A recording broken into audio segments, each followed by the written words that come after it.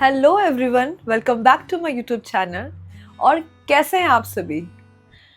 I know काफ़ी दिनों से मुझे टाइम नहीं मिल पा रहा था, जिसकी वजह से मैं आप सभी से बात नहीं कर पा रही थी। कुछ भी हमारा जैसे वीडियोस भी नहीं आ रहा था, आप व्लॉग नहीं देख पा रहे थे क्योंकि मैं बीमार थी। मैं कुछ टाइम से बहुत सारे प्रॉब्लम में फंसी हुई थी, बीमार भी थी और भी लाइफ में कुछ कुछ चल ही रहा था।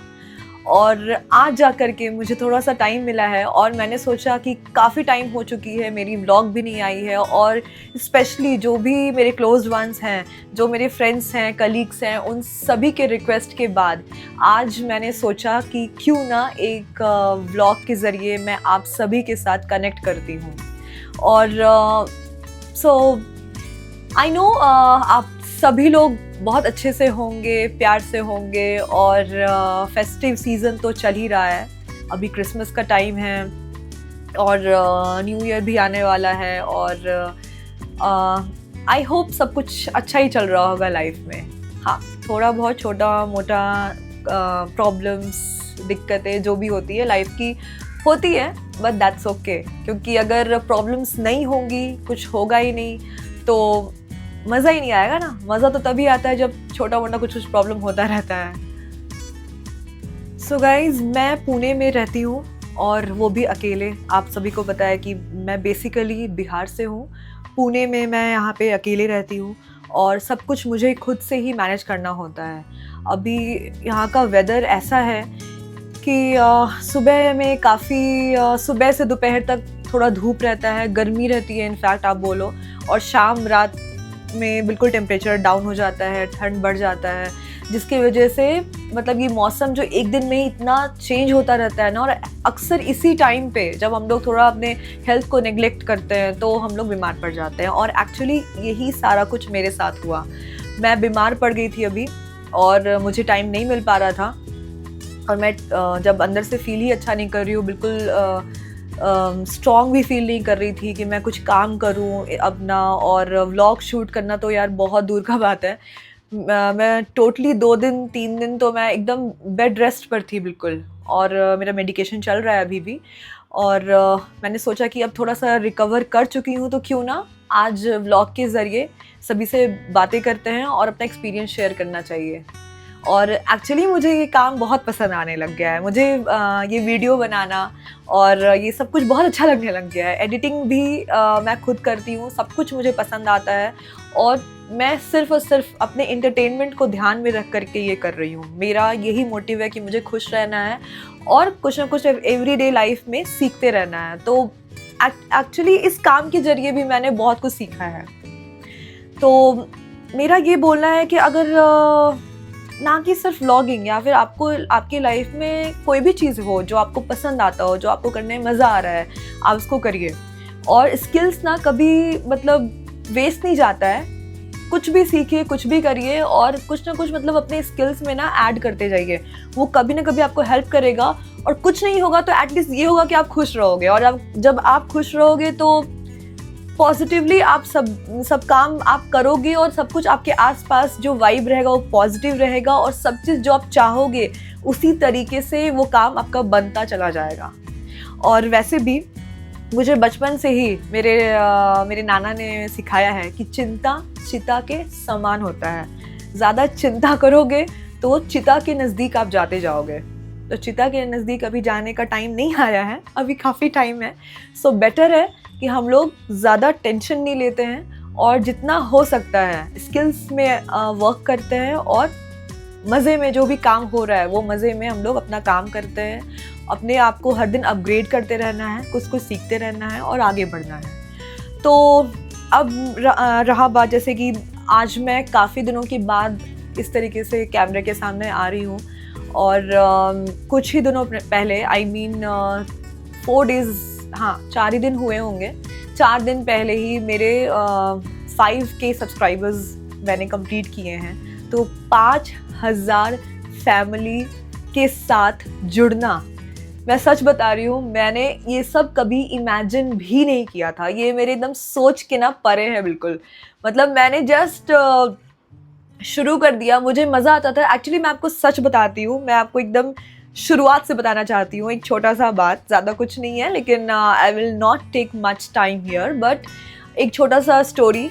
मैं ना जब मैं पुणे आई थी तो जॉब से आने के बाद, काम से आने के बाद मेरे पास टाइम अच्छा खासा रहता था। तो हम लोग क्या करते हैं, आप मेरे बात से थोड़ा तो रिलेट करोगे ही। हम लोग जब ऑफिस से घर आते हैं तो हम लोग बस या तो टीवी ऑन कर लेते हैं, या फिर हमारे पास लैपटॉप है, टैबलेट है, जो भी ऑन कर लिया, या मोबाइल में हम लोग मूवी देख रहे हैं, सीरीज़ कंप्लीट कर रहे हैं। तो सेम है, ये हमारे आम जिंदगी में चलता है। और हर दिन तो आप ऑफिस से आ करके, क्योंकि हम लोग थक हार करके तो आते ही हैं घर, उसके बाद हमारे पास इतना भी एनर्जी या टाइम नहीं रहता है कि हम लोग रोज़ रोज़ बाहर घूमने जाएं। तो हम लोग घर में बैठ करके अपने कंफर्ट जोन में आ करके हम लोग मूवी, सीरीज, ये सारा कुछ ही देख करके अपना आगे का टाइम स्पेंड करते हैं। तो ऐसा ही मैं भी करती थी। तो मूवीज मुझे देखना उतना भी ज़्यादा पसंद नहीं है, और अगर आप पूछो तो थिएटर में जाकर मूवी देखना, वो तो मुझे बिल्कुल भी पसंद नहीं है। मेरा बचपन से ही आदत नहीं है। बचपन में भी मेरे घर में इतना रेस्ट्रिक्शंस था, तो उस टाइम रेस्ट्रिक्शंस था, अब तो रेस्ट्रिक्शंस है नहीं, बट फिर भी मुझे बाहर जाके मूवी देखना, सिनेमा हॉल में जा कर के टिकट बुक करके मूवी देखना मुझे उतना पसंद नहीं है।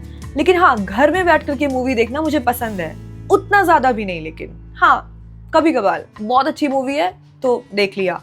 और उससे ज़्यादा मुझे ये OTT प्लेटफॉर्म वाले जो सीरीज़ होते हैं ना, ये सीरीज़ देखना मुझे अच्छे लगते हैं। आजकल बहुत अच्छा सीरीज़ बनने लग गया है। अब तो ज़्यादा मतलब 3 घंटे की मूवी से ज़्यादा हम लोग सीरीज़ देखना ज़्यादा प्रेफर करते हैं। और ये स्टोरी, ये सिर्फ मेरा चॉइस नहीं है, मुझे लगता है आजकल मैक्सिमम लोगों को सीरीज़ देखना अच्छा लगता है। तो वो भी देख लिया। अब उसके बाद क्या टाइम बचा है, उसके बाद क्या देखें जो और अच्छा लगे। तो मैंने शुरुआत किया यूट्यूब में, मैंने कुछ चैनल्स देखा, कुछ लोगों का मैंने व्लॉग देखना शुरू किया, और मुझे काफ़ी मज़ा आया। और उनका डे टू डे लाइफ मैं देख रही हूँ, और मतलब कुछ सीखने को मिल रहा था कि वो लोग कैसे शूट करते हैं, वो लोग कहाँ जाते हैं, उनकी लाइफ में क्या चल रहा है। और हमेशा मैंने ये चीज़ नोटिस किया कि ये जो व्लॉगर्स हैं, हमेशा इनके लाइफ में मतलब ऐसा सिर्फ अच्छा चीज़ ही नहीं हो रहा है, ऐसे जा रहा है ग्राफ तो ऐसे भी आ रहा है। मैंने बहुत सारे व्लॉगर्स को मैंने फॉलो करना शुरू कर दिया, और ये मतलब सिलसिला ये कब शुरू हो गया ना मुझे भी नहीं पता चला, और मेरे को ना जस्ट एडिक्शन सा हो गया, क्योंकि मुझे अच्छा लगने लग गया। और वो अगर किसी का बिज़नेस है तो वो अपने बिज़नेस को सिंगल हैंडेडली चला रहे हैं, या फिर वो किस टाइप से उसको आगे लेकर जा रहे हैं, उसमें क्या क्या स्ट्रैटेजी यूज़ कर रहे हैं, वो सब कुछ उसमें मतलब वो मेंशन करते हैं, दिखाते हैं अपने लाइफ में, अपने लाइफ ब्लॉग में वो। और हर किस्म का व्लॉग बनता है, क्योंकि सबका लाइफ तो भाई डिफरेंट है, सबका एक जैसा तो ज़िंदगी है नहीं। और सबके व्लॉग्स देखने के बाद ना, हाँ सारा व्लॉग पसंद नहीं आता, लेकिन हाँ आपको उतने सारे टॉपिक्स में से मतलब कुछ ऐसा टॉपिक होता है जो आपके लाइफ से ना थोड़ा बहुत रिलेटेड होता है, और आपको मज़ा आने लग जाता है कि ओके इसके लाइफ में ये प्रॉब्लम था, तो ये इस प्रॉब्लम से कैसे बाहर आया या बाहर कैसे आई। और हम लोग उन सारे वीडियोस से या उनके लाइफ से हम लोग कुछ ना कुछ सीख लेते हैं, और फिर हम लोग भी मतलब एक तो क्यूरियोसिटी बहुत बड़ी चीज़ होती है। जैसे हम लोग पहले टीवी सीरियल्स देखते थे, जबकि पता होता था कि जो उसमें कैरेक्टर्स हैं, जो स्टोरी है, ये सब कुछ एक कहानी बना हुआ है, और ऑडियंस को मतलब एकदम से रखने के लिए, TRP बढ़ाने के लिए, और ये सारा कहानी जो है वो कुक किया गया है, कुछ ना कुछ मतलब नया कैरेक्टर ऐड किया जाता है, कुछ हटा दिया जाता है, ये सब कुछ होता रहता है। जबकि हमें पता है कि ये पूरा एक स्टोरी है, ये रियल लाइफ स्टोरी तो कुछ है नहीं, ये रियल में हो नहीं रहा है, लेकिन हम लोगों को क्यूरियोसिटी इतना ज़्यादा होता है क्योंकि आज के एपिसोड में इसको ऐसा दिखाया, तो पता नहीं अब नेक्स्ट कल क्या दिखाने वाला है। जब हम लोग उन सारे सीरियल्स को देख करके, जब पहले ज़माने में हम लोग टीवी सीरियल देखते थे, अब तो बहुत टाइम हो गया ये सब देखे हुए, तो पहले जब हम लोग ये सब चीज़ देखते थे तो बहुत ज़्यादा मन में होता था कि आज के एपिसोड में अगर ये हुआ है तो पता नहीं कल क्या होने वाला है, और इतना मतलब मन करता था जानने का एडवांस में ही कि कल क्या होगा, प्लीज़ अगर आज ही हिंट मिल जाए तो क्यों मज़ा आ जाएगा। तो जबकि पता है कि वो सारा कुछ रियल नहीं है, वो पूरा एक कहानी है जो कोई लिख रहा है, बना रहा है, ऑडियंस के इंटरेस्ट के ऊपर ही कुछ ना कुछ नरेट किया जा रहा है और टीआरपी बढ़ाने के लिए कुछ ना कुछ नया नया चीज़ अपनाया जा रहा है। और वो पता है, फिर भी हम लोग लगे हुए हैं जानने के लिए, देखने के लिए। और ये जो व्लॉगिंग है ना, ये तो लाइफ में चल रहा है, ये रियल है बिल्कुल। ये किसी के लाइफ में जो चल रहा है वही वो चीज़, वो अपना ट्रू स्टोरी जो उनके लाइफ में हो रहा है वो सामने रख दे रहे हैं वो लोग। और उसको भी कभी कभी हम लोग जानने की कोशिश करते हैं और बहुत ही क्यूरियोसिटी के साथ हम लोग देखते हैं। तो जब इतना ज़्यादा वहाँ पे इंटरेस्ट डेवलप हो रहा है तो मुझे लगता है कि क्यों ना, मतलब और 2-3 लोगों का व्लॉग्स देखा जाए, कुछ मज़ा आ जाता है मतलब।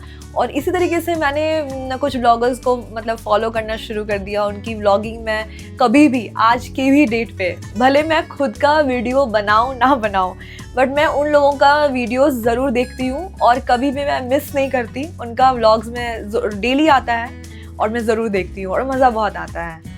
चाहे वो कॉमेडी वीडियोस हो या फिर नॉर्मल वीडियोस हो, जो भी व्लॉगिंग होती है मैं देखती हूँ। मुझे अब मज़ा आने लग गया है लिटरली। और फिर मैंने सोचा कि क्यों ना, अगर ये लोग कर सकते हैं तो क्यों ना मैं भी कर सकती हूँ।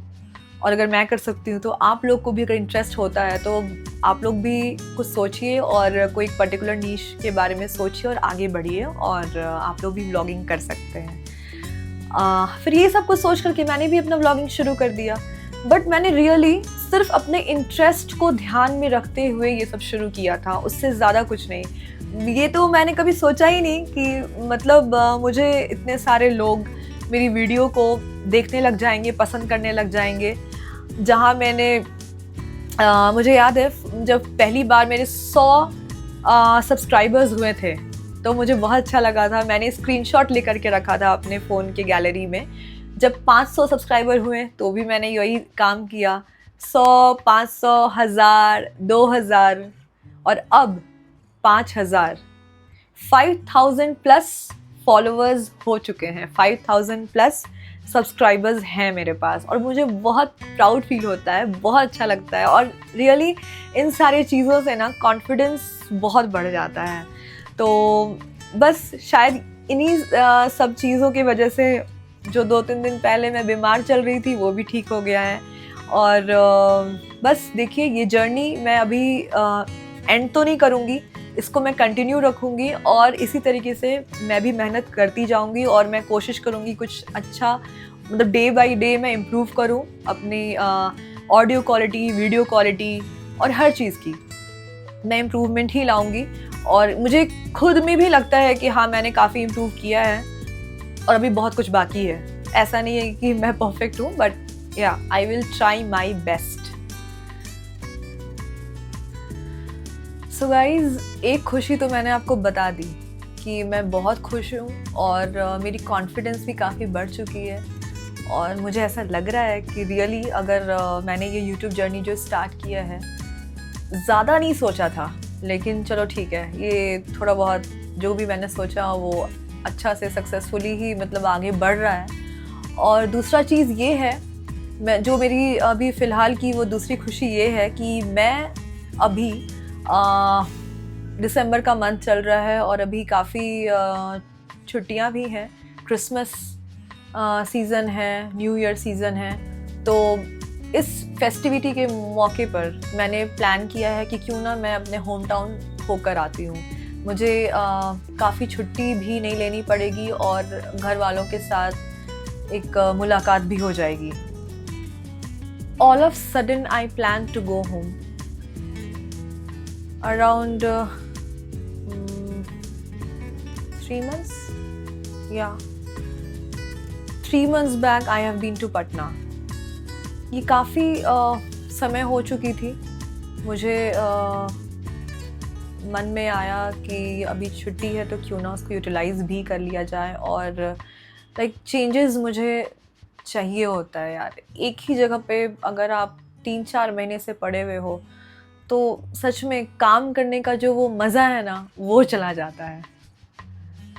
बीच बीच में कहीं घूमते रहना चाहिए। अगर आप मतलब हमेशा अगर आपके पास इतना टाइम ना है या फिर इतना कुछ नहीं है अपॉर्चुनिटी की आप हमेशा एक्सप्लोर करने के लिए बाहर जा रहे हो, तो एटलीस्ट कोई तीसरा जगह जाने से तो अच्छा है कि जैसे हम जैसे लोग जो अपने नेटिव से दूर हैं और काम करने के लिए या स्टडी पर्पस से या फिर वर्क पर्पस से अगर आप बाहर हैं अपने घर वालों से, दूर हैं अपने घर वालों से, तो क्यों ना जब भी ऐसा कुछ मौका मिले तो नेटिव हो आना चाहिए।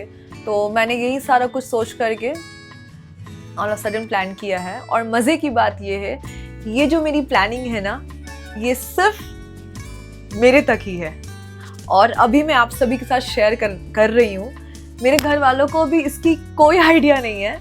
दे आर क्लूलेस कि मैं अभी आने भी वाली हूँ, क्योंकि उन लोग के दिमाग में ही मैंने बैठा दिया है कि पटना में अभी इस मौसम में ठंड बहुत पड़ती है, ठंड बहुत होती है, इसलिए मैं तो नहीं आने वाली। मैंने पहले ही अपनी मम्मी को बोल दिया था कि दिसंबर में मैं नहीं आने वाली, मैं आऊँगी but most probably in the month of February. तो मेरी मम्मी ओके भी थी, क्योंकि मम्मी को ऐसा लग गया था कि अब ये बोल रही है तो फॉर श्योर ये नहीं आएगी। लेकिन मैं जा रही हूँ पटना और सभी को मैं अपने पूरी फैमिली को, मैंने किसी को नहीं बताया, सभी को मैं सरप्राइज देने वाली हूँ। तो सबसे पहले जो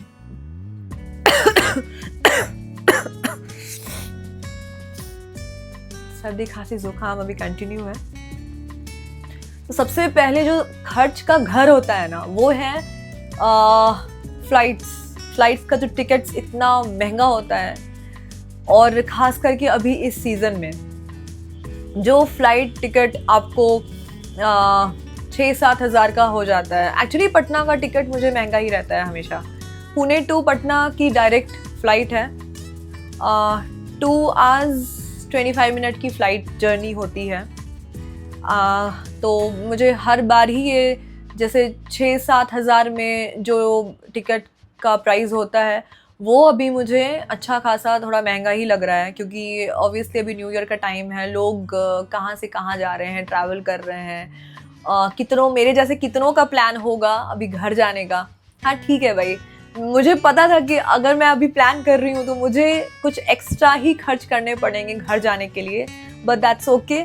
मैं उसके लिए बिल्कुल भी तैयार हूँ और मैं एक्सेप्ट करती हूँ कि हाँ मेरी थोड़ी सी गलती है, क्योंकि मैंने प्लानिंग पहले से नहीं की और ये सारा कुछ ऑल ऑफ सडन हो गया। तो अब कुछ नहीं किया जा सकता है, क्योंकि मेरा मन भी है और मैं मन कंट्रोल करके मैं घर पे नहीं बैठ सकती। मुझे जाना है तो मतलब जाना है, मुझे घूमने जाना है, मुझे अपने घर वालों से मिलना है तो मतलब मिलना है। तो अभी फ़िलहाल मुझे 8 साढ़े 8 का टिकट हो रहा है मेरा। मैंने सबसे जो एकदम से जो सर्च करके जो सबसे सस्ता वाला फ़्लाइट होगा वो मैंने करवाया है, तब जा कर के मुझे 8 साढ़े 8 का 1 वे का फ़्लाइट मुझे मिला है। अभी सिर्फ जाने का, जो आने का फ़्लाइट है वो मुझे करीब 10,000 का वो फ़्लाइट है। तो आप सोच लो कितना ज़्यादा खर्च होता है। और मैं आपको सबसे बड़ी बात बताती हूँ, जो भी पटना वाले ये वीडियोस मेरा देख रहे हो ना, उनके लिए मैं बता रही हूँ। जो लोग पटना जाना चाह रहे हैं, और वो पुणे टू पटना का डायरेक्ट फ़्लाइट तो है, आपको भी पता होगा, लेकिन उसका प्राइस थोड़ा सा महंगा होता है वो। और इसलिए मैंने क्या किया है कि मैंने मुंबई से फ़्लाइट लिया है। मुंबई टू पटना का जो फ़्लाइट रेट होता है वो थोड़ा सस्ता होता है।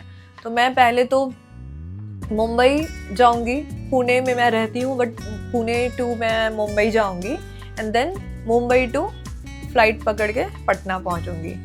और मैंने सबसे सस्ता वाला फ़्लाइट लिया है, तब जा कर के मुझे इस सीज़न में 8 साढ़े 8 हज़ार का सिर्फ जाने का टिकट हुआ है और अप्रॉक्सीमेटली 10,000 का टिकट हुआ है मेरे आने का, वापस मतलब पटना टू पुणे आने का फ़्लाइट हुआ है मेरा। हाँ, आते वक्त मैंने शायद से, जहाँ तक मुझे याद है, मैंने आते वक्त अपना मुंबई का फ़्लाइट नहीं लिया है। मैंने डायरेक्टली यहाँ के लिए बुक किया है, मतलब पटना टू पुणे का फ़्लाइट मैंने बुक किया है। तो महंगा तो पड़ रहा है, लेकिन क्या करें यार, हम लोग कमाते ही क्यों हैं? यही सब चीज़ों के लिए ना, मतलब अब खुशियों के लिए, यही सारी चीज़ें जो हम लोग को खुश रखती है। टाइम पे फैमिली से मिलना और टाइम स्पेंड करना, मस्ती करना, मज़े करना, बस अभी तो मज़ा तब आएगा जब मेरी फैमिली क्लूलेस है, उनको कुछ पता ही नहीं है कि मैं आने वाली हूँ और मैं उधर अचानक से टपक पड़ूंगी। Seriously, I'm so excited. So guys, it's mixed feelings now. मैं एक तरफ खुश भी हूँ, एक तरफ थोड़ा सा, ज़्यादा नहीं लेकिन हाँ थोड़ा थोड़ा मुझे सैडनेस इस बात का है क्योंकि जो मेरी डेली लाइफ है अभी फ़िलहाल की रोज़ कुछ चेहरा ऐसा है, मतलब कि मैं उन लोगों को रोज़ देखती हूँ। जैसे मैं अपने ऑफिस जाती हूँ तो उन लोग से मेरा रोज़ भेंट मुलाकात होता रहता है, यानी कि मेरे फ्रेंड्स कलीग्स उन सब से मैं रोज़ मिलती हूँ। और हाँ, फैमिली इम्पॉर्टेंट है, नो डाउट, बट जो दोस्त मेरे यहाँ ऑफिस में हैं, मेरे कुछ दोस्त हैं, कलीग्स हैं जिनके साथ मेरा रोज़ का टाइम स्पेंड होता है, करीब करीब 9-10 घंटे। तो आप सोचिए कि वो हमारे लाइफ में कितना इम्पोर्टेंस है उनका, हमारे लाइफ में कितना इम्पोर्टेंट है हमारे लिए। और फैमिली तो है ही इम्पोर्टेंट, ठीक है, मैं खुश हूँ, एट सम पॉइंट मैं खुश हूँ कि मैं उन लोग से मिलने जा रही हूँ, बट एक तरफ लग रहा है कि मैं इन लोगों को देख नहीं पाऊँगी, मिल नहीं पाऊँगी, क्योंकि अच्छा हम लोग बहुत मज़ा करते हैं यहाँ पे।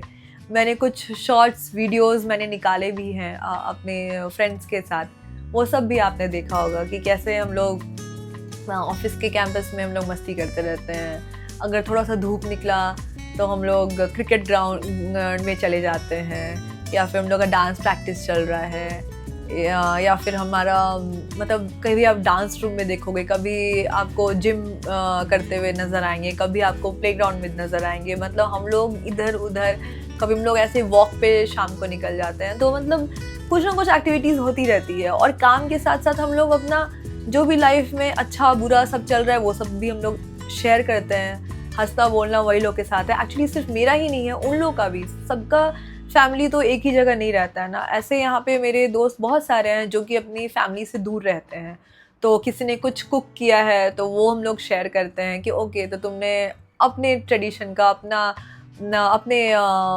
मतलब स्टेट का कुछ फेमस कुछ बनाया हो तो वो लोग कुछ लाते हैं टिफ़िन में, शेयर करते हैं, खिलाते हैं, बातें शेयर करते हैं, शॉपिंग पे साथ जाते हैं। तो ऐसे मेरे बहुत सारे दोस्त हैं पुणे में जिनके साथ अच्छा खासा टाइम स्पेंड होता है। तो अभी लगता है कि अगर मैं घर चली जाऊंगी तो उन लोग को भी मैं कहीं ना कहीं मिस करूंगी, बट वापस तो इधर ही आना है, वो भी है। घर से निकलने के पहले कुछ साफ सफाई कर लिया जाए, क्यों?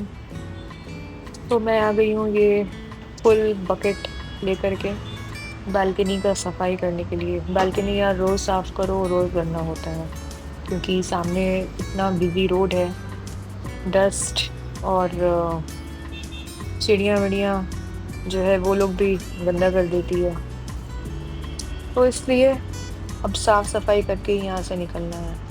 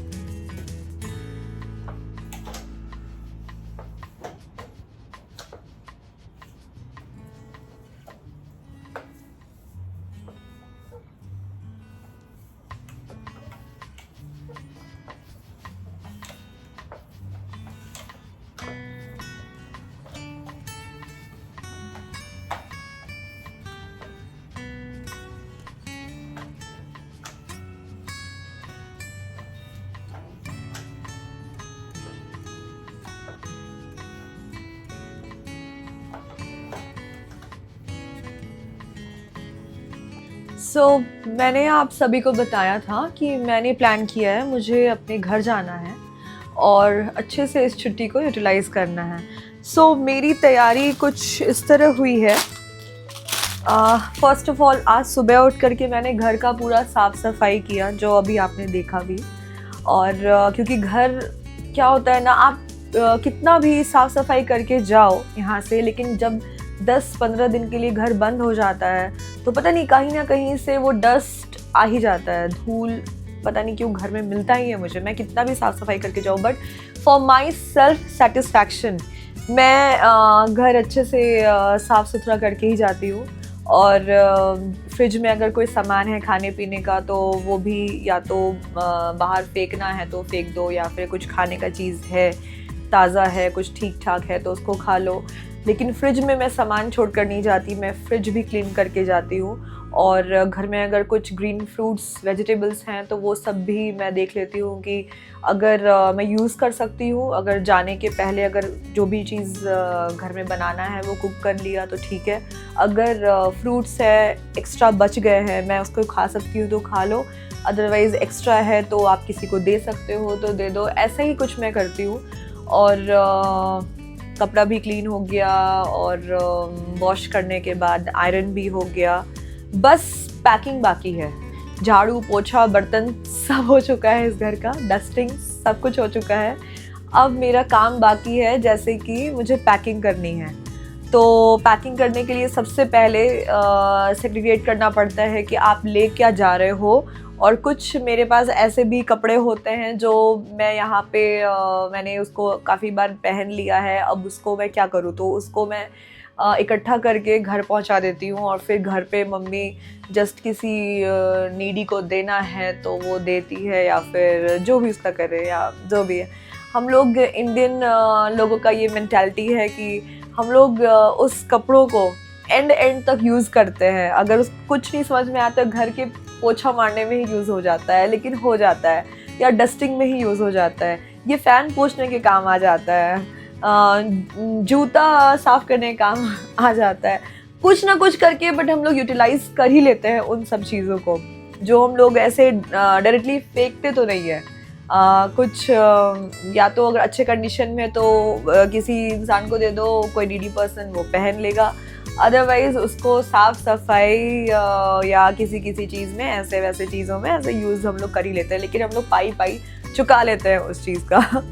तो ये सारा चीज़ मैंने प्लान तो कर लिया है कि क्या क्या लेकर जाना है, अच्छे कपड़े कौन कौन से लेकर के जाना है, और कुछ कपड़ों को वहीं पर छोड़ कर के आना है। तो मैंने वही सब कुछ किया है। अभी मैंने पैकेट्स में इस तरीके से, इनफैक्ट मेरा नाम भी लिखा है इसमें श्रीमी सिंह करके, क्योंकि लॉन्ड्री से भी कुछ कपड़े मेरे पास अभी आए हैं साफ़ सुथरा हो करके, और आयरन और सब कुछ प्रेस व्रेस हो करके मेरे पास कपड़े आए हैं अभी लॉन्ड्री से, तो इसलिए मेरा नाम उसमें लिखा है श्रीमी सिंह। और उस तरीके से मैंने बहुत सारे बैग्स छोटे बड़े तैयार करके रखे हैं कि मुझे अच्छे से उसको बस अब अपने ट्रैवलिंग बैग में डालने हैं, बस और कुछ नहीं। लेकिन डालने के पहले जो चीज़ होता है वो सब कुछ मैंने यहाँ पर अच्छे से रख लिया है। बेड पे भी काफ़ी सामान है, और कुछ मैंने इधर टेबल पे भी सामान रखा हुआ है कि कैसे कैसे, क्योंकि मेरे पास जैसे डिफरेंट पाउचेस भी हैं, मैं आपको दिखाती हूँ। ये जैसे इस टाइप के मैंने मिनी पाउचेस तैयार किए हैं। ये है मेरा वो T shirt, you can see, मैंने अभी इसको पहना भी नहीं है, न्यू है ये बिल्कुल। और ये सुपर ड्राई का टी शर्ट है, और मुझे लगा कि क्यों ना मैं आप सभी के साथ ये शेयर करूं। सो ये एक टी शर्ट हो गया, और ये एक टी शर्ट है। ये 2 टी शर्ट मैंने ख़रीदे थे सुपर ड्राई से, और तभी मुझे साथ में ये पाउच फ्री में मिला। और ये कलर मुझे बहुत ही पसंद आया। मुझे ये ऐसे पिंक कलर ना मुझे काफ़ी पसंद आते हैं, और मेरे पास ऑप्शन था और भी, बट मुझे सबसे ज़्यादा ये कलर पसंद आया। और फिर मैंने ये 2 टी शर्ट के साथ जो ये है बैग, ये मैंने खुद के लिए सिलेक्ट किया। और अब ये मेरे पैकिंग में भी बहुत हेल्प हो रही है। अब मैं भी ट्रैवल करूँगी तो ऐसे मिनी पाउचेस में आप जब अपना कुछ सामान भी रखोगे तो वो सेफ़ भी रहेगा और इजीली आपको बैग में ऐसे ढूंढना नहीं पड़ेगा, आराम से मिल जाएगा जल्दी से।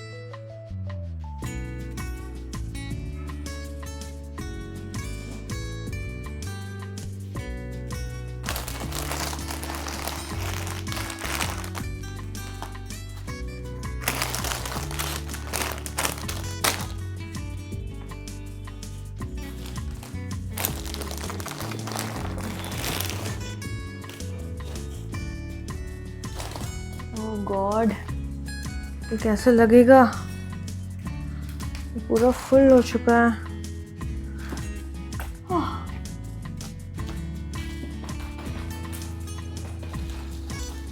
मोस्ट टफेस्ट पार्ट यही है, इसको बैग को लगाना।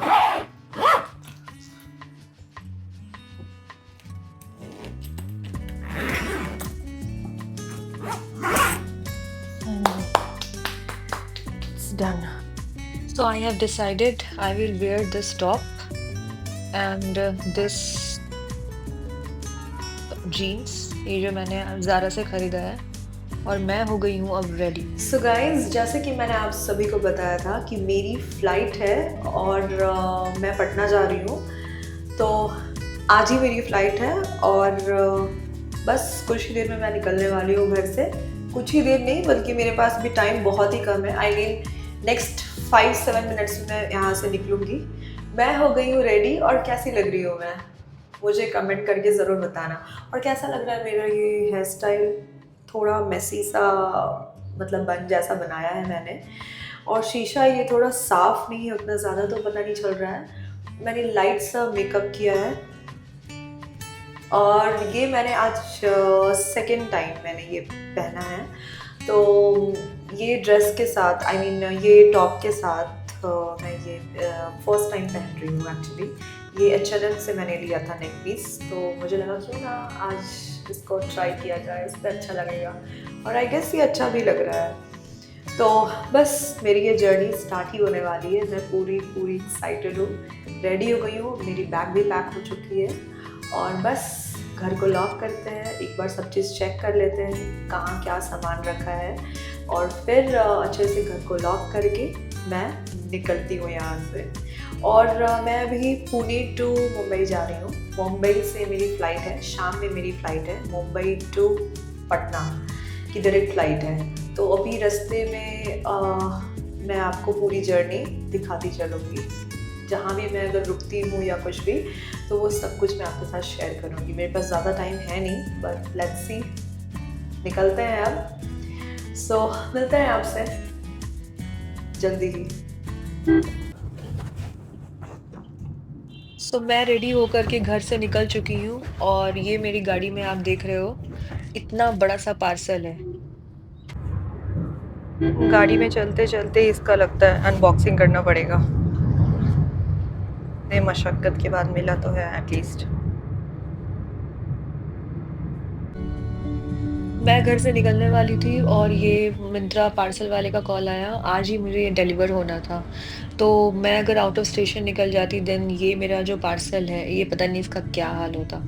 तो मैंने डिसाइड किया कि क्यों ना मैं खुद वेयरहाउस चलती हूँ मिंत्रा के और वहाँ से मैं कलेक्ट कर लूँगी, और एक्चुअली मैंने वैसा ही किया। बीच रास्ते में मैं वेयरहाउस चली गई थी मिंत्रा के, और वहाँ से मैंने अपने पार्सल को भी कलेक्ट किया और फिर बस अनबॉक्सिंग तो आपने देख ही लिया। तो न्यू बैग के साथ मैंने अपना सफ़र शुरू कर दिया है और अब मैं जा रही हूँ पुणे से मुंबई। मुंबई एयरपोर्ट टर्मिनल 1 में मेरी फ़्लाइट है।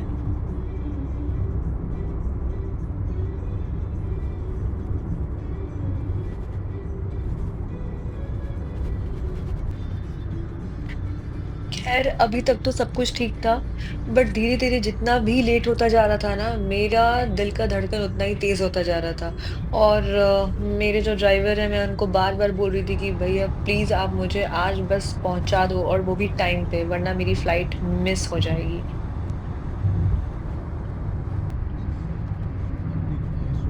एक्चुअली भैया बहुत ही अच्छा गाड़ी चलाते हैं, वो बहुत ही कॉन्फिडेंटली, इतना ट्रैफ़िक-वैफ़िक भी हमें मिला, बट बहुत ही अच्छे से गाड़ी चलाया उन्होंने, और मैं जितना पैनिक हो रही थी, वो बिल्कुल भी पैनिक नहीं हो रहे थे और काफ़ी अच्छे से गाड़ी चलाकर मुझे टाइम पे पहुँचाने का कोशिश तो कर रहे थे।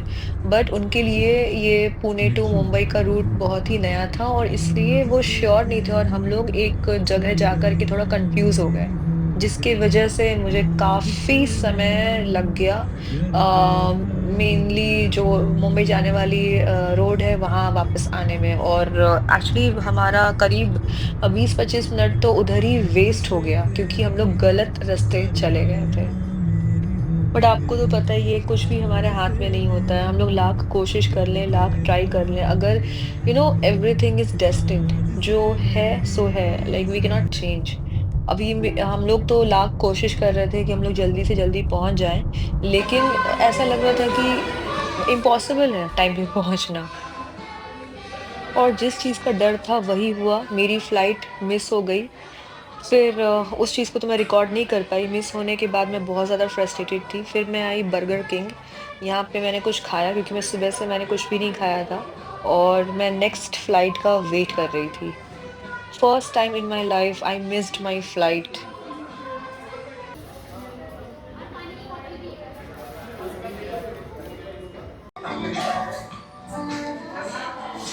सो गाइस, अभी जा कर के मुझे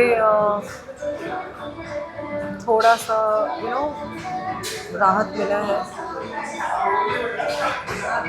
एक्चुअली मैं बहुत ज़्यादा खुश थी, एक्साइटेड थी अपनी इस जर्नी को लेकर के, बट अनफॉर्चुनेटली मेरे साथ एक छोटा सा इंसिडेंट हो गया जो सच में लाइफ में फ़र्स्ट टाइम मेरे साथ ऐसा हुआ है। मैंने कभी इमेजिन भी नहीं किया था कि मेरे से ऐसी इतनी बड़ी गलती हो जाएगी। मैंने जानबूझ करके तो ऐसा कुछ नहीं किया है, लेकिन अनफॉर्चुनेटली ऐसा इंसिडेंट हो गया मेरे साथ। और इससे थोड़ा सा एक्साइटमेंट जो है वो कम हो चुका है। प्रॉब्लम ये है ना कि एक्चुअली जब मैं पुणे से मुंबई के लिए निकली थी, तो मेरे पास अच्छा खासा टाइम था मुंबई पहुंचने के लिए, बट अनफॉर्चुनेटली आज इतना ज़्यादा भीड़ था, इतना ज़्यादा भीड़ था, मे बी क्रिसमस की वजह से या जो भी रीज़न हो, पूरे रास्ते तो भीड़ नहीं मिला, बट मुंबई आने के बाद एक्चुअली मेरा जो फ्लाइट था वो टर्मिनल 1 से था, और टर्मिनल 1 तक मैं आ तो गई, थोड़ा बहुत तो भाई ट्रैफिक तो रहेगा ही, मुंबई है भाई, उतना तो दिमाग में हमारे रहता ही है। बट सांता क्रूज आने के बाद जो हयात होटल है वहाँ पे, जो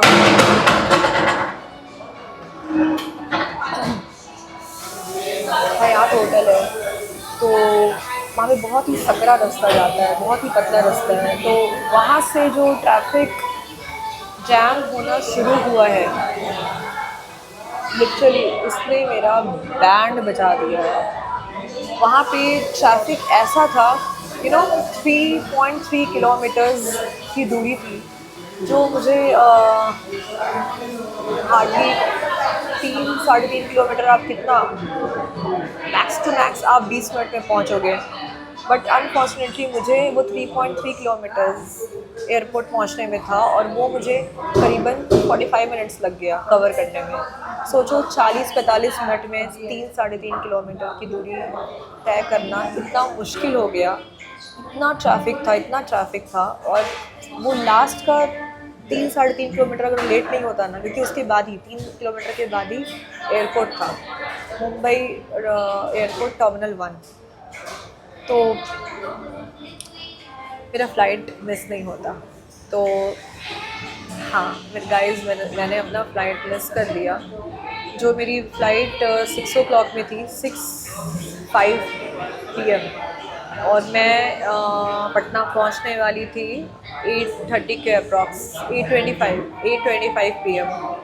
तो 2.5 आवर, 2 घंटा 25 मिनट ऐसा कुछ में मैं पटना लैंड कर जाती हूँ, और ये डायरेक्ट फ़्लाइट था। और मैंने आपको चार्जेस भी पहले बताया था कि मैंने कितना एक्सपेंसिव फ़्लाइट की बुकिंग की है, कि एक तो ये फेस्टिव सीज़न है, साल का एंड है, क्रिसमस है, तो अभी के टाइम पे सभी लोग को घर जाना आना रहता है, और इस टाइम मैंने इतनी मुश्किल से टिकट बुक किया जैसे तैसे, और वो भी मैंने वो फ़्लाइट मिस कर दिया। भाई मिस करने के बाद मैं इतना हड़बड़ी में थी, और फ़्लाइट में मिस तो हो गया, मेरा सिक्योरिटी चेकिंग सब कुछ हो चुका था, वेब चेकिंग मैंने कर लिया था गाड़ी में बैठे बैठे ही, तो चलो उसका एक फ़ायदा हुआ। मैं बहुत ज़्यादा नर्वस हो गई, बहुत टेंशन में, क्योंकि ये लाइफ का पहला था मेरा कि मैंने फ़्लाइट मिस किया हो, ऐसा पहले कभी भी नहीं हुआ था। बट मेरे तो लिटरली आँख में आंसू आ गए थे, क्योंकि मुझे ये नज़र आ रहा था कि अब मैं करूँ क्या, क्योंकि मैं पूरा का पूरा टायर्ड हो चुकी थी। मैं पुणे से मुंबई आ रही हूँ, आप सोचो 4 घंटे आज मुझे लगे हैं, 4-4.25 घंटे में मैं पुणे टू मुंबई आई हूँ। मुझे काफ़ी टायर्डनेस काफ़ी महसूस हो रहा था, मुझे लग रहा था कि अब मैं वापस तो मैं नहीं घर जा सकती, तो इट्स बेटर कि मैं नेक्स्ट कोई भी फ़्लाइट बुक कर लूँ। बट नेक्स्ट कोई भी फ़्लाइट थी ही नहीं, पूरी रात कोई भी फ़्लाइट नहीं है।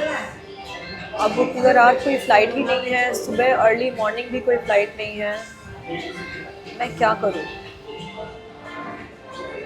मैं बस चिल्ला रही थी वहाँ के एयरलाइंस वाले जो स्टाफ है उन पर, और कुछ सुन नहीं रहे थे, कुछ हो नहीं रहा था। फिर फाइनली वहाँ पे जो CRPF वाले होते हैं या पुलिस वाले होते हैं, जो भी वो जो वर्दी वाले लोग होते हैं, एक्चुअली उन्होंने काफ़ी मेरा मदद किया। वो लोग मेरे से बात किए, और फॉर्चुनेटली एक उसमें से बिहार के ही थे, चंदन कुमार सिंह।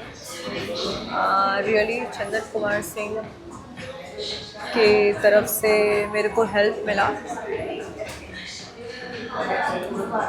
तो चंदन कुमार सिंह की तरफ से मुझे काफ़ी हेल्प मिला, वो मुझे आइडिया दिए कि कैसे क्या करना है। उन्होंने खुद बहुत ही इनिशिएटिव लिया और एयरलाइंस से बात किया मेरे लिए, और फाइनली जो टिकट मुझे न्यू टिकट लेने को बोला जा रहा था कि आप नया टिकट बनवाओ फिर से, दैट टू वाया मुझे आना पड़ता, मतलब कोई डायरेक्ट फ़्लाइट था नहीं, और वाया फ़्लाइट था, जैसे Ahmedabad Mumbai to Ahmedabad and then Ahmedabad to Patna. Otherwise Mumbai to Hyderabad और Hyderabad to Patna. ऐसा कुछ फ़्लाइट है और वो मुझे 11,500 ऐसा कुछ चार्जेस लग रहे थे और ये मुझे बहुत खल रहा था। अब फ़्लाइट है ही नहीं, रात भर फ़्लाइट है ही नहीं, अर्ली मॉर्निंग फ़्लाइट है ही नहीं, तो कोई क्या ही करेगा। लेकिन एटलीस्ट उन्होंने मुझे काफ़ी कंसेशन दिलवाया एयरलाइन से बात करके और फाइनली मुझे जहाँ वो लोग बोल रहे थे 11,500 का टिकट काट लो, और मैं ऑनलाइन भी चेक कर रही थी सो सॉरी। सो ऑनलाइन भी मैं चेक कर रही थी तो मुझे 11 11:30 तो मिनिमम रेट था, उससे ज़्यादा का टिकट मुझे दिख रहा था। लास्ट मोमेंट में आप अगर फ़्लाइट टिकट्स लोगे तो यही होगा, और वो भी कनेक्टिंग फ़्लाइट, डायरेक्ट फ़्लाइट तो है ही नहीं। तो यार मेरे को लग रहा था ऑलरेडी मैंने 10,500 करीब खर्च किए हैं अभी जाने में ही, सिर्फ वन वे का टिकट। अभी फिर से मुझे इतना महंगा टिकट काटना है, तो मैं मन बना रही थी, बट फॉर्चुनेटली वो जो चंदन कुमार सिंह थे उन्होंने मेरी काफ़ी हेल्प की, मदद की, और उन्होंने एयरलाइन से बात किया एंड फाइनली मुझे कंसेशन मिला, और अब जाके मुझे न्यू टिकट मिला है। मैं अभी टर्मिनल 2 आ गई हूँ। मुंबई टर्मिनल 1 में थी मैं आ गई हूँ टर्मिनल 2, मुंबई के टर्मिनल 2 में, और यहाँ से मेरी फ़्लाइट है। अभी टाइम हो रहा है अप्रॉक्सीमेटली 10:30। 12 AM जब होगा तो मैं एयरपोर्ट अंदर एंटर कर जाऊंगी, और फिर मेरी फ़्लाइट कुछ 2-3 बजे है, मैंने ध्यान से टिकट देखा नहीं है। तो फिर मुझे जाना है हैदराबाद, एंड हैदराबाद में अच्छा खासा लेओवर है, उसके अप्रॉक्सीमेटली 8 आवर्स का लेओवर है। सुबह मेरी फ़्लाइट है फिर 10 o'clock में, आई गेस 12:30 PM मैं पटना पहुंच जाऊंगी। बट फॉर्चुनेटली मुझे जो पैसे लगे हैं वो सिर्फ 2,000 लगे हैं। मुझे बोला गया 2,500 देना होगा, 2,500, बट मुझे 2,000 ही देना होगा। अल्टीमेटली मुझे 2,000 देना पड़ा, क्योंकि मैंने वेब चेक इन किया हुआ था, तो वो सीट का जो चार्जेस था वो वेब चेक इन का चार्जेस भी यहाँ पे एडजस्ट कर दिया गया, और मुझे फाइनली इंस्टेड ऑफ पेइंग 2,500 2,000 ही मैं पे कर रही हूँ। और अब मेरी फ़्लाइट है। सो यही था मेरा दर्द भरा कहानी, बट ठीक है यार, होता है लाइफ में, एक ना एक बार तो हर चीज़ का मज़ा ले लेना चाहिए। फाइनली आज मेरा फर्स्ट टाइम फ़्लाइट मिस भी हो गया, लेकिन भगवान का शुक्र है कि वो लास्ट में मुझे हेल्प भी मिल गया, और जहाँ मुझे 10,500 11,500 का टिकट गंवाने के बाद फिर से 11,500 का टिकट काटना था, अब मुझे सिर्फ 2,000 रुपये लगे हैं, और अब मैं 2,000 पे करके नया फ़्लाइट टिकट लेकर के मैं अब पटना पहुंच जाऊंगी। बस यही है कि गलती किया है तो भुगतना भी पड़ेगा। भुगतना ये है कि अब मेरे को डायरेक्ट फ़्लाइट नहीं मिला है, अब मुझे क्योंकि रात में और सुबह में है ही नहीं कोई फ़्लाइट, तो अब मैं कल पहुंचूंगी। कल मैं 12 साढ़े 12 बजे तक घर पहुंच जाऊंगी। एंड फॉर्चुनेटली मेरे घर वालों को शक तो हो रहा था, पर अभी तक वो लोगों को कुछ पता नहीं है। मैंने किसी को कुछ भी नहीं हिंट लगने दिया, किसी को बताया नहीं है। कंटिन्यूसली मेरी मम्मी कॉल कर रही थी, बट मैंने कॉल ही नहीं उठाया, और बस जैसे तैसे मैंने मैनेज किया है सब कुछ। और मेरे घर वालों को पता नहीं है कि मैं घर आ रही हूँ। थोड़ा सा शक तो हुआ था, लेकिन अभी सब कुछ सेटल्ड है, क्योंकि सबको लगा, मेरी मम्मी को फ़्लाइट का टाइमिंग्स तो पता है। जैसे कि जब भी मैं घर जाती हूँ, मतलब मुंबई से पटना जाती हूँ, तो मेरी फ़्लाइट की टाइमिंग होती है 8:30 to 9, इसी 8:30 PM to 9 PM के बीच में मैं पहुँचती हूँ पटना। तो मम्मी को लगा होगा कि अगर आने वाली है तो इतने टाइम में तो आ ही जाती, लेकिन मैं इतने देर में नहीं पहुँची घर, तो मम्मी को लग गया कि अरे नहीं, जस्ट उनका एक वहम था। और कल फाइनली मैं अपनी मम्मी को बहुत बड़ा सा सरप्राइज़ दूँगी और घर पहुंच जाऊंगी। यार मैं बहुत थक कर चूर हो चुकी हूँ लिटरली। अभी तो पूरा रात रात बाकी है, रात काटना है। पूरा रात ऐसे ही जगराता करना है, बैठना है और वेट करना है सिर्फ फ्लाइट का। बस अब जल्दी से मैं घर पहुंच जाऊँ, बस यही है।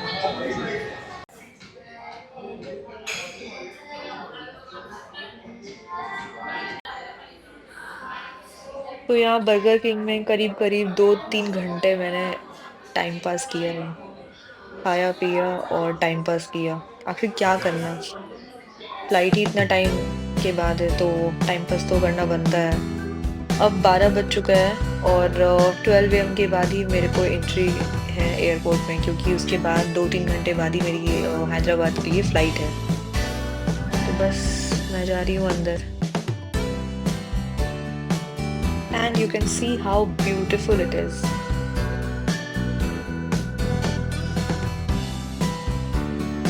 और अब मैं रोड क्रॉस करके एंटर हो रही हूँ एयरपोर्ट में। स्टिल मुझे अच्छा खासा 2-3 घंटे मेरे को वेट करना है, क्योंकि मेरी फ़्लाइट सुबह में है 3-4 बजे। मेरे को याद भी नहीं है ठीक से, 3-4 बजे है मेरी फ़्लाइट हैदराबाद के लिए। और पूरे रात मुझे ऐसे ही टाइम पास करना पड़ेगा। I have no other option.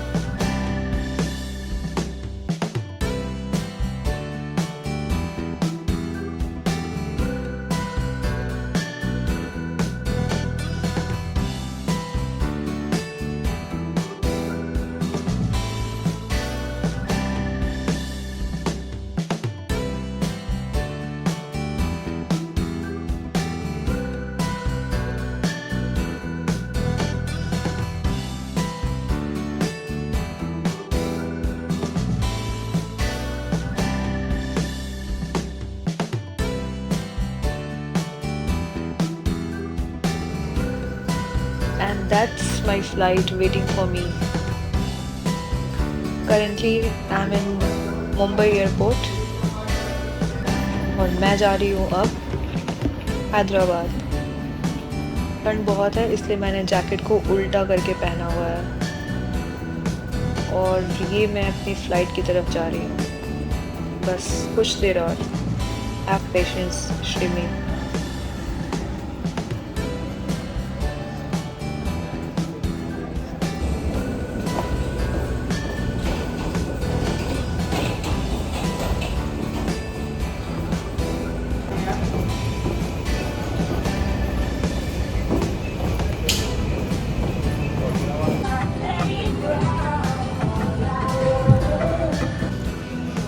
So now, good morning, Hyderabad people. Now I have reached Hyderabad और मेरी सुबह हो रही है हैदराबाद के एयरपोर्ट से। और मुझे सुबह सुबह चाय कॉफ़ी कुछ तो चाहिए था, ठंड भी बहुत था और ये मैं कॉफ़ी का मज़ा ले रही हूँ। I am waiting also for my next flight. Let's hope for best. Seriously patience अब बिल्कुल भी नहीं है और ज़्यादा वेट करने के लिए। बस जल्दी से फ्लाइट आ जाए और बस हे भगवान उठा ले और उठा के पटक दे मुझे Patna.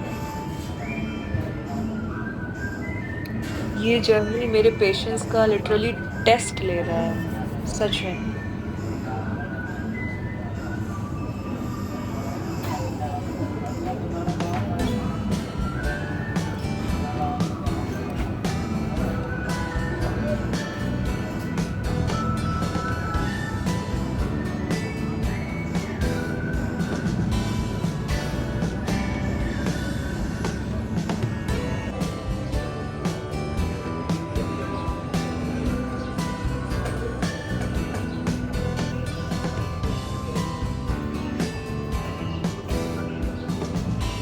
Traveling on AI 2898 to Bangalore. First class, business class, Maharaja Clubs, Platinum, Gold, Silver members and Star Alliance Gold members and guests traveling Premium Economy and families traveling with infant or young children to board. Thank class.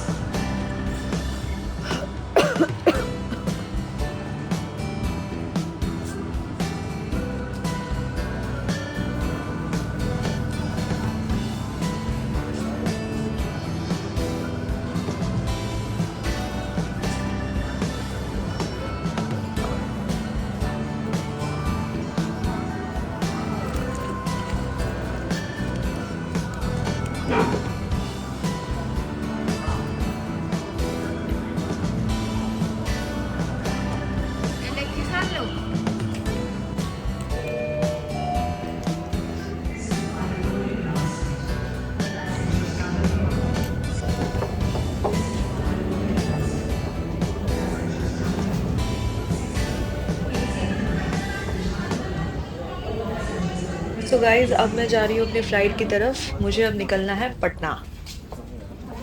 तो पटना वाली मेरी flight आ चुकी है और मैं थी अभी हैदराबाद में, हैदराबाद से मुझे अब निकल कर पटना जाना है।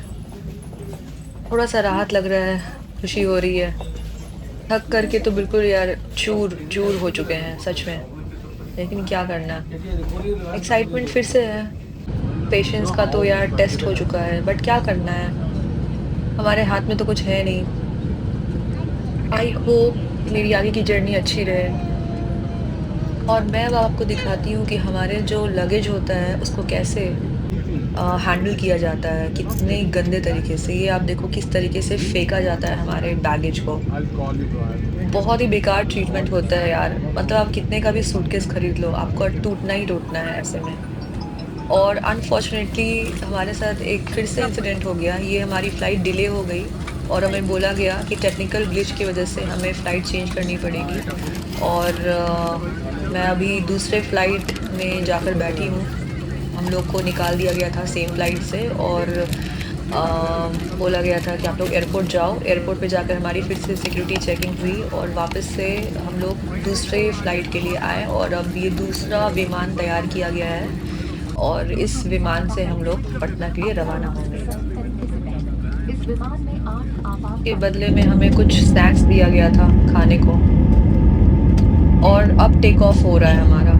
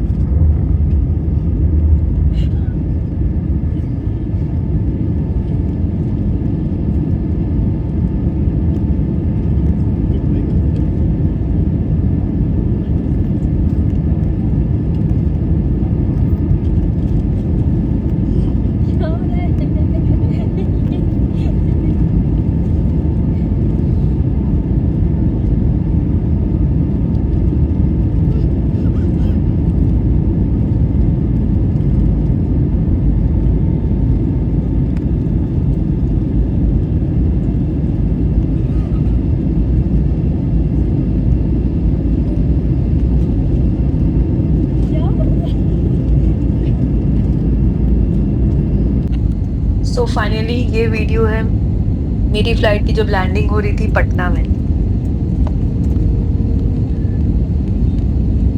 इतना मशक्कत करने के बाद, इतना मेरा पेशेंस दिखाने के बाद अब जाकर के मैं पटना लैंड कर रही हूँ finally. I am going to meet my family. So guys, stay connected with me and please do subscribe, like and share. Thank you for watching.